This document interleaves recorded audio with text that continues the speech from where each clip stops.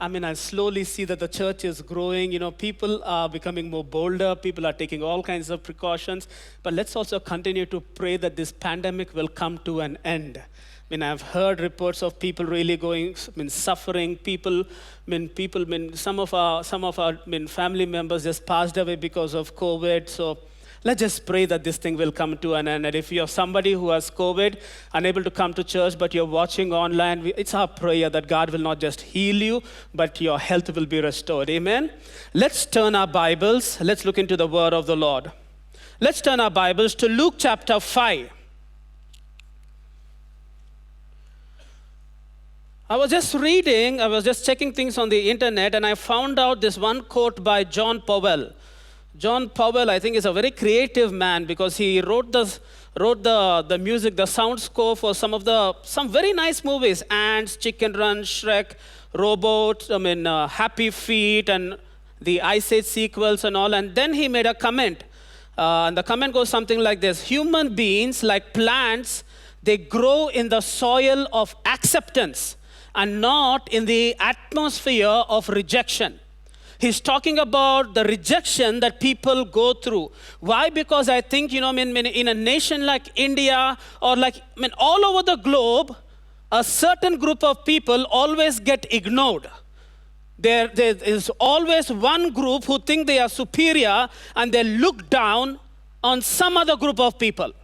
There are lots of protests going on in the recent days. People getting killed just because of their skin color. People getting killed because, they're not rich. People are not really valued because of their backgrounds. People rejected, abandoned, sidelined, ignored. All kinds of things happening because of their background. And looks like it's a common thing that is happening.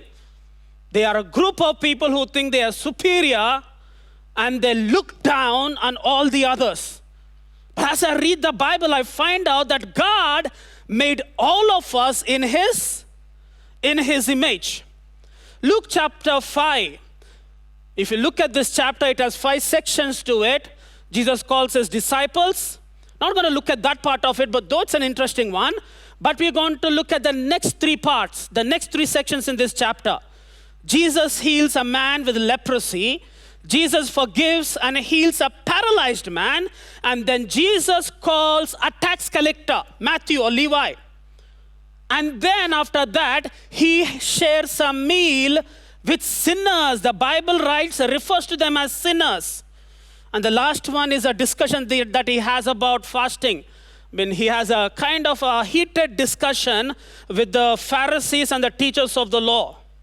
I found this chapter to be very interesting because these 3 events that are recorded, all of them talk about a group of people that were ignored by the larger society. They were sidelined, excommunicated. Nobody really cared about Him. In fact, people avoided these kind of people. But nevertheless, in all 3 instances, Jesus ministered to them. In fact, Jesus goes out of the way to minister to them. And I feel that somebody who's facing rejection today, somebody who is going through abandonment, somebody who you love, somebody who you look up to, suddenly started ignoring you. I just pray that the Spirit of the Lord will minister to you as we look into the word of the Lord. Let's look at the first one. Luke chapter 5, verse 12 onwards. Jesus was in one of those towns. Then a man who was full of leprosy, he starts calling Jesus Christ. He comes to Jesus, and the Bible says he goes face down to the ground and says, God, if you are willing, oh Lord, please make me clean. Jesus reached out His hand. Interestingly, Luke makes sure that he records these words. And he says, Jesus touched him. And He said, I am willing. Be clean. And immediately the leprosy left him. Oh, this is not as easy as we just read it. There are a lot of things going on in this particular narrative.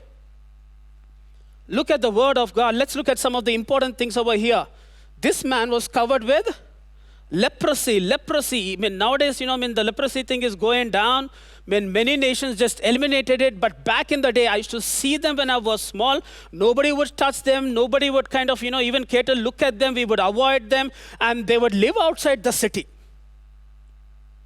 We have a church at Hayat Nagar in the evening at the Hayat Nagar campus. And it's at the Word and Deed campus. And part of that campus, it was a leper colony. Back in the day, a lot of lepers used to live there, and they're slowly going off. Why? Because we have taken enough precautions that nobody gets it right now.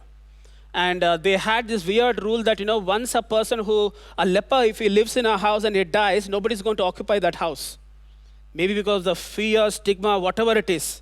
But that colony is being slowly shutting down because people are slowly dying away. People never liked lepers. And back in the day, they avoided them. The Old Testament had specific rules. If you are a leper, stay out of the city. Don't touch people. You are unclean. Leviticus talks about it. Numbers also talk about it. You are to be outside of the camp if you are a leper. But interestingly, this man walks into the city, walks into the town, perhaps in his desperateness. He knows he's not part of the normal community. He knows he cannot live his life normally like you and I. Probably felt lonely. Maybe because before he got leprosy, he was accepted, respected, had dignity among his people. Once the disease came, I think it's worse than quarantine, at least for this. The COVID quarantine, 2 or 3 weeks you will stay away, then you're back to normal. But this man, for the rest of his life, is away from a normal way of living. In his desperateness, he comes to Jesus Christ, falls to the ground in front of Jesus Christ. Oh, there's something special about this way of reacting. Falling to the ground in front of our Lord, it signifies a lot of things. It's an act of worship, number one. Whoever you worship, you will fall down in front of him. And the message that you're sending is, I am decreasing, but you are bigger than me.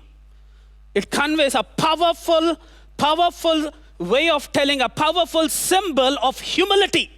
When you fall down in front of somebody.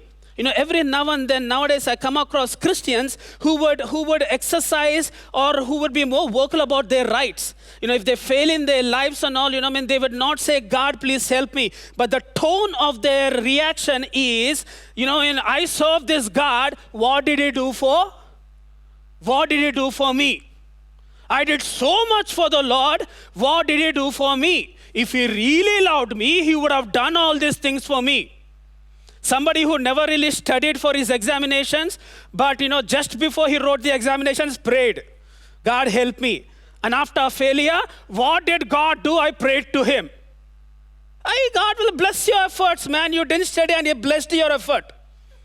You reap what you sow. I find many people, when getting into that mode, when they face a problem in their life, they criticize, they find fault with God. But this man, I don't know how he got leprosy, but he would come down, fall in front of Jesus Christ. He humbles himself and says, God, please, if you are willing, make me clean. If you are willing, set me straight, oh God. Heal me, oh Lord. There is something about an humble approach. There is something about approaching God in a humility. He responds immediately. He is close to people who are like that. Psalm 138, though the Lord is exalted, he looks kindly on the lowly. Kindly on those people who will humble themselves in the sight of the Lord. Proverbs 3, he mocks proud mockers, but shows favor to the humble and the oppressed. He favors you when you come into his presence. acknowledging his greatness, but at the same time confessing who we are. When I'm not telling you, that whenever we approach the presence of God, that we have this false sense of humility. I am nothing, oh Lord. I'm a zero. No, you're somebody. But confess who you are. Humility is not pretending to be something you're not. It is just confessing who you are and confessing who God is. Matthew 23. For those who exalt themselves will be humbled, and those who humble themselves will be exalted. Oh, my brother, my sister, every time we walk into the house of the Lord, let's walk in with the humility in our hearts. He is great and mighty. And I thank God that he looks kindly on us people who humble themselves in front of our God. Whenever we are going through a problem, it's not about my right, but it's about God. You are great. And that's why I'm approaching you, oh Lord. You are awesome and you're powerful. That's how I approach you, oh Lord. The next important one, Jesus reached out his hand and he touched him.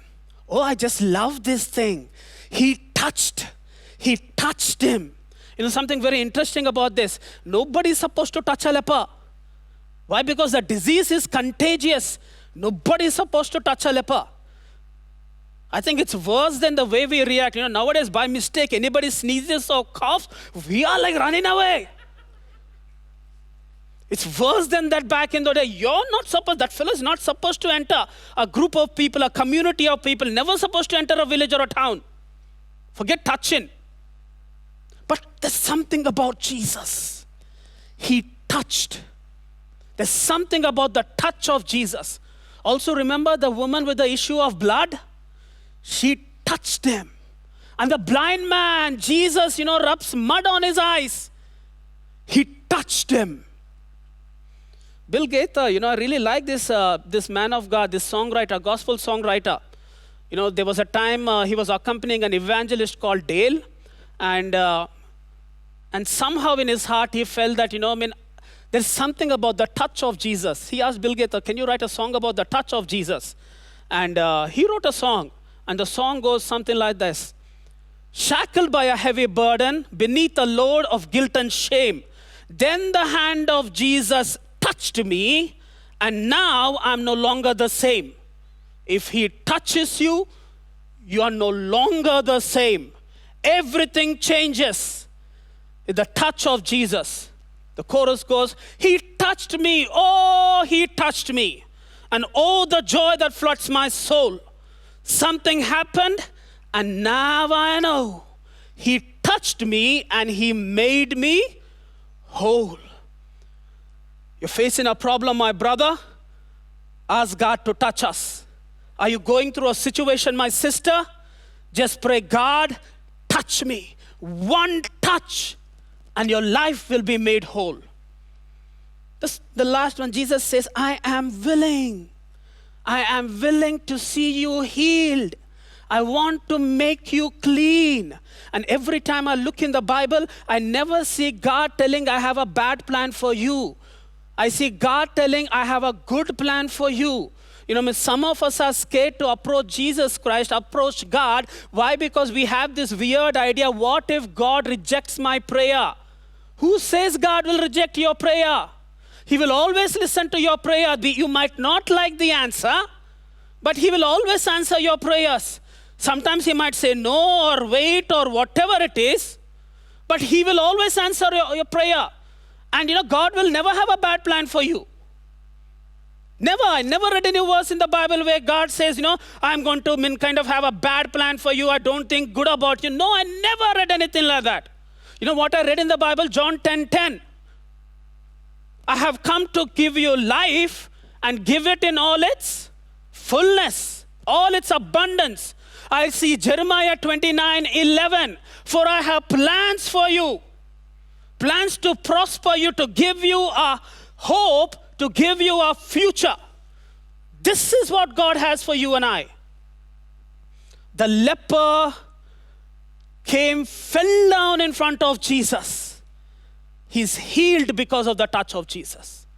The second one, verses 17 onwards, Luke chapter 5, verses 17 onwards, talks about a paralyzed man who cannot really get up, so desperate, so that his 4 good friends, at least, the leper had no friends, nobody to talk to, nobody who would even touch him. But at least this paralyzed man is in a better state. He had 4 friends who would take care of him. So what did the 4 friends do? Get him on a stretcher, and they found out that the place where Jesus Christ was healing, it was packed, totally packed. Jesus was in a house and it was totally packed. And these friends are, they are desperate for him. And look at the faith of these friends. I don't know what condition this man was in, the paralyzed man was in, but look at the faith of the friends. They go up on the roof, break open the roof, and they lower that man right where Jesus is. Interestingly, Luke says that Jesus was in total power to heal at that time.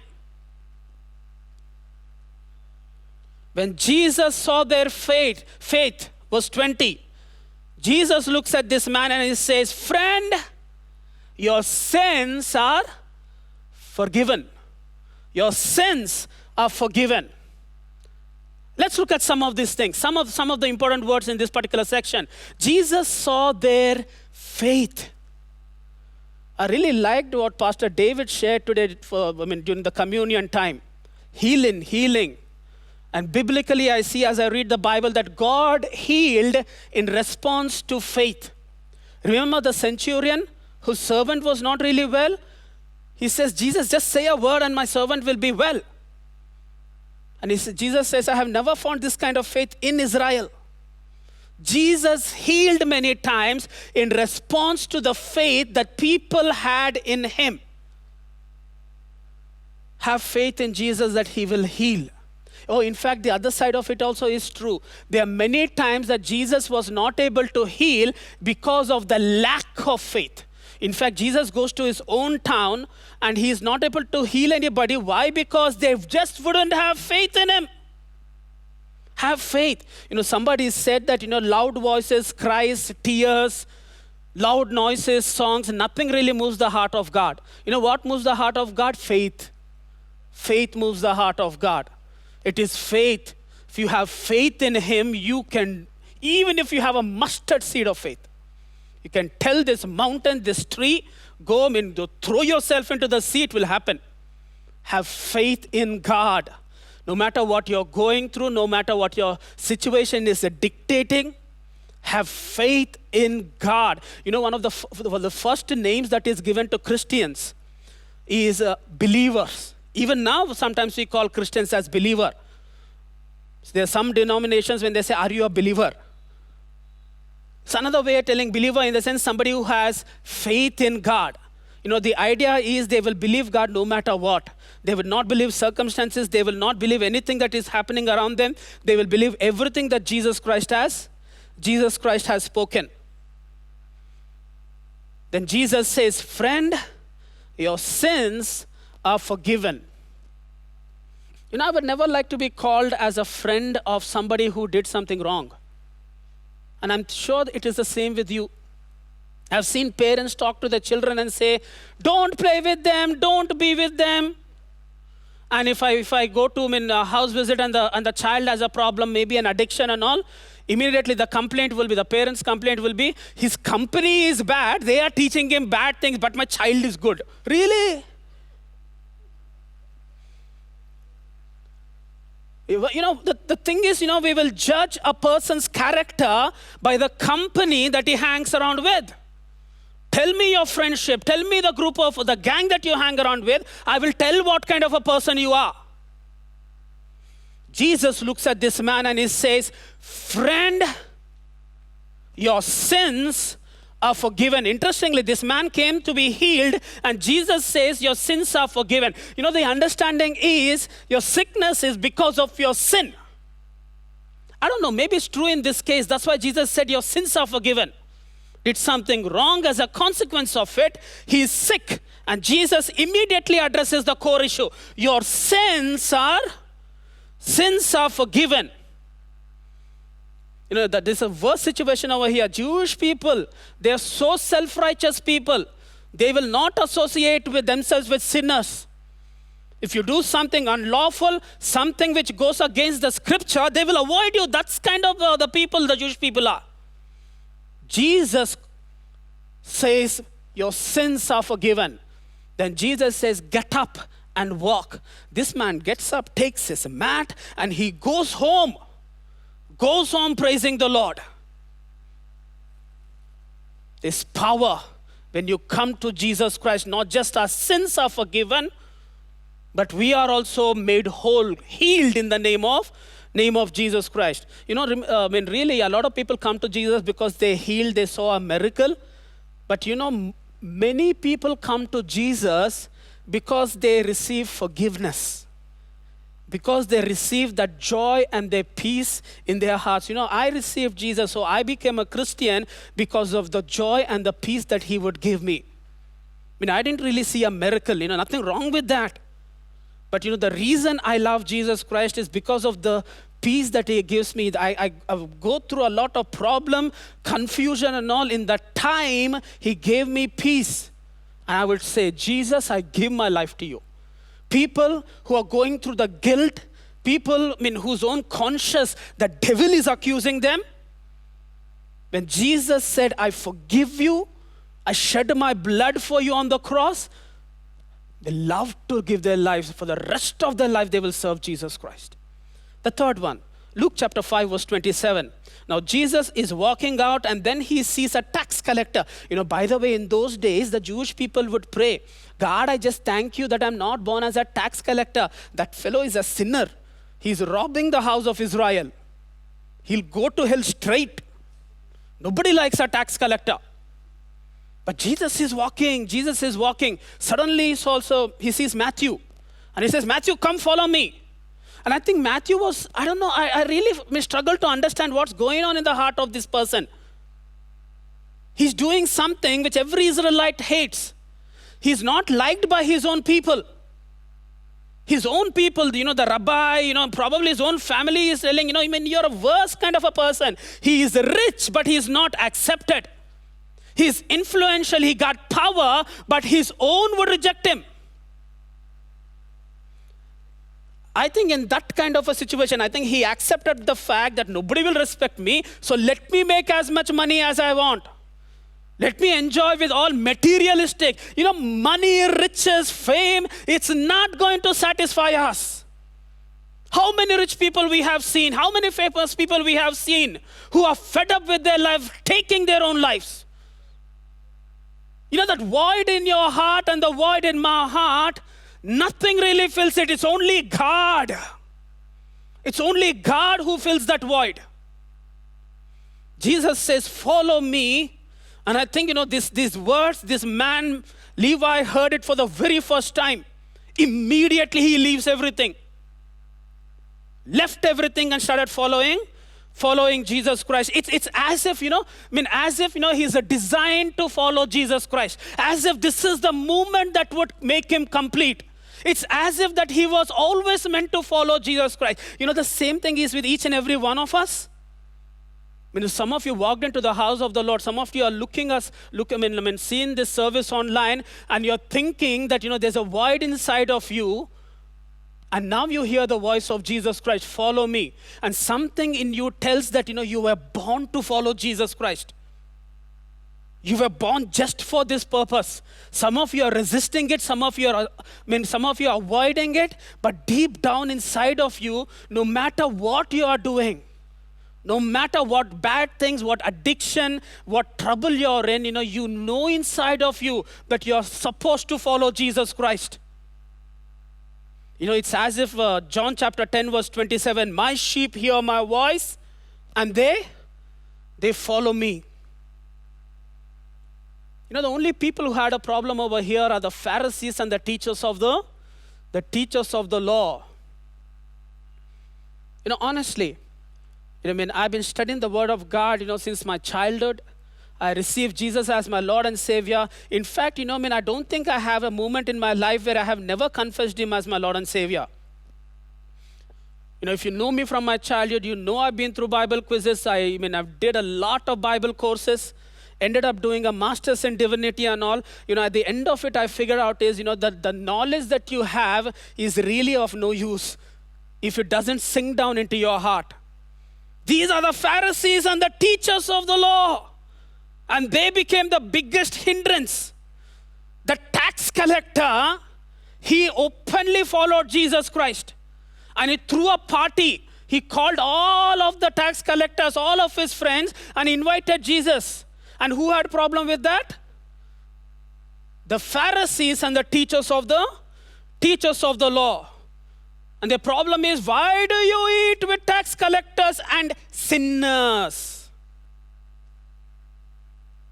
Why have a company like that? If you say you're a good, righteous man, why are you among people like this? You know, good people don't hang around with people like this. They do not walk in the way of the wicked, neither do they sit in the seat of the mockers. Jesus looks at him and he says, I have not come for those people who are well and healthy or righteous. I have come to those who are sick and those who are not really well. 3 stories you will find. 3 stories about people who were rejected, avoided, excommunicated by the community. People who were never really valued. People who were looked down upon. Some of them were poor, some of them were rich, but whatever it is, all of them were rejected. But Jesus is willing to touch them. Jesus forgave, and Jesus invited them and went into their company. Come, let's just stand in the presence of the Lord. I don't really know what you're going through, my brother, my sister. Is there some sort of a rejection that you're facing in your life? Somebody in your own family, somebody who promised you that they will be with you, they will support you, they will love you, or somebody who even really kind of were in love with you all the days of their life. Suddenly you see their hearts changing. Suddenly they're avoiding you. Suddenly they're pulling you away. They're going away from you. You are going through abandonment. You feel that you're no longer valued. You feel that those people who really loved you and valued you, people who heard you long time ago, now they are boring you.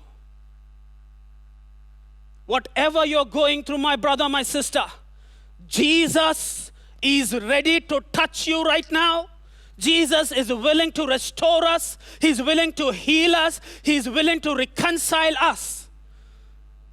Forget about the big issues that you're facing in your life. If it is sin or as an addiction that is pulling you down, just as you are, come into the presence of the Lord. Just as you are. And some of you, if you know a friend who is going an identity crisis, somebody is going through depression, somebody is going through loneliness, be those 4 friends. Talk to them. Usher them into the presence of the Lord. Somebody needs to listen to Jesus Christ today. Somebody needs to listen to the message of hope today. Even before the worship team comes and sings a song, I want to give this one call to any one of us, especially those who are seeing us online. Maybe your family invited you, never really been to church, but because everybody is seeing online, you're watching this church service.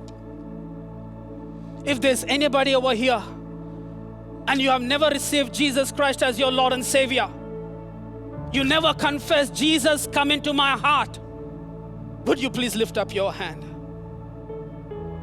You faced loneliness in your life, faced abandonment in your life, and you never had Jesus in your life. Can you lift up your hand? Amen. Thank you. Now, there's a prayer that was going to come up on the screen, and can we all do this prayer together? Would you please repeat it after me?